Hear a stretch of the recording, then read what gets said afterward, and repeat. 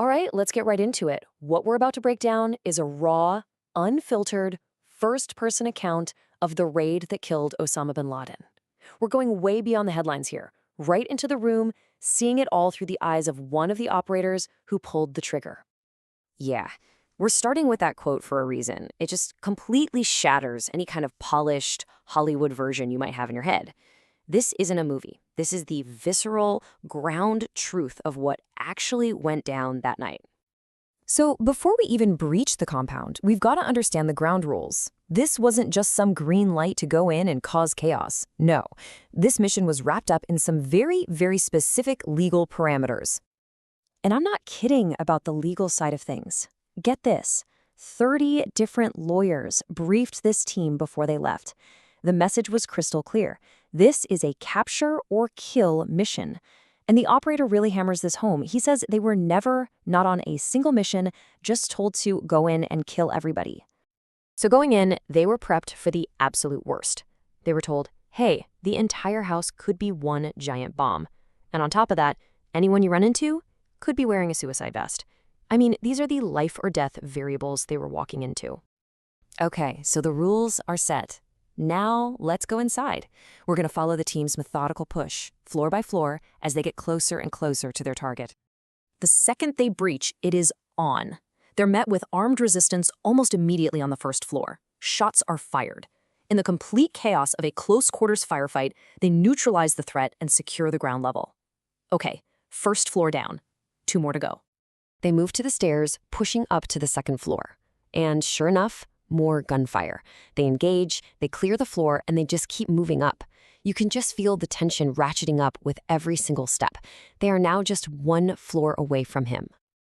And this is where it all happens in a fraction of a second. As the point man moves up that final staircase, a head peeks out from a doorway. Now remember, everyone else they've encountered so far has been armed and hostile. So he fired. The operator is adamant it was a justified shot, 100% within their rules of engagement. The team floods into the room. Bin Laden is on the floor from that first shot, but he's not still. He's twitching, and there are 2 women in the room with him. In that split second, the operators have to make a critical call. Is he dying? Or is this a trick? Could he still have a weapon? Could he be about to detonate a suicide vest? I mean, the entire mission and all of their lives hang on this single assessment. So, to eliminate any and all possible threats, the operator puts several more rounds into his body. He makes it a point to say they deliberately avoided the face because they knew they absolutely needed a clean photo for identification. The target was secure. You'd think that's it, right? Mission over. But nope.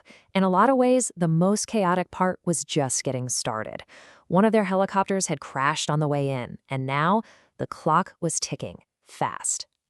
The whole plan was built around being on target for 30 minutes. That's it. But the helicopter crashed through that whole timeline out the window. They ended up spending 38 minutes on the ground. Now, 8 extra minutes might not sound like a lot, but believe me, when you're deep in hostile territory, that is an eternity. And in the middle of all this chaos, they still have to be 100% sure they got the right guy. The women in the room, they give a fake name, but the children confirm it's him. And then there's this surreal little detail. While searching the bathroom, the operator finds a bottle of Just for Men hair dye. And suddenly it clicks. That's why his beard was jet black in all the videos, but gray in their intel photos. This quote just perfectly captures the confusion on the ground. A call comes over the radio, prep it to blow. So the EOD tech thinks they mean the whole house and starts running around setting charges. Someone has to grab him and yell, "Dude, they mean the crashed helicopter." It was so crazy, some of the team members didn't even know a chopper had gone down until the raid was totally over. So the mission is over, but this story is far from finished. Now we have to look at the unseen aftermath, the deep psychological fallout. For the world, this was a huge victory, but for the men who were actually there, it was something else entirely. And you can really see the massive disconnect right here. On TV, they're seeing a nation celebrating. Ticker tape parades, parties at universities. But inside that room, back at base, the adrenaline is gone, and the sheer weight of what they just did is crashing down on them. Sleep? No way. Not even an option. And how much time did they get from command to process this historic, world-changing event? 2. 2 days. That was it. Good job, guys. Take 2 days off. The operator says this quiet, desperate check-in with his teammate was the most emotional conversation he had in his entire 14-year career. It just reveals a complete lack of any institutional support. The only way they could figure out if their sleepless, rattled state was normal was by leaning on each other. And it's that lack of support, combined with a bunch of other things that happened in the months after the raid, that led directly to him leaving the Navy. It's really important to get this. It wasn't the mission itself that broke his faith. It was the aftermath. It was really a death by 1,000 cuts. He's seeing senior leaders on TV taking credit.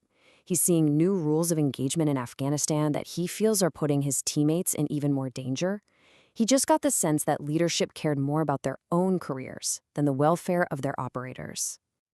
And this just illustrates the insane hypocrisy that pushed him over the edge. Within 3 weeks of the mission, the government is already working with Hollywood on a movie, but when he tries to tell his story anonymously in a book, he gets sued for $7 million. And that's it, in his own words. After 14 years, countless deployments, he just looked at the leadership sending him into harm's way with these new, more dangerous rules and just lost all trust in them. 7 months after the bin Laden raid, he left the Navy. Ultimately, his account really forces you to ask that question. Beyond the parades and the political victories, it reveals this hidden, deeply personal cost, a cost paid by the individuals at the very tip of the spear.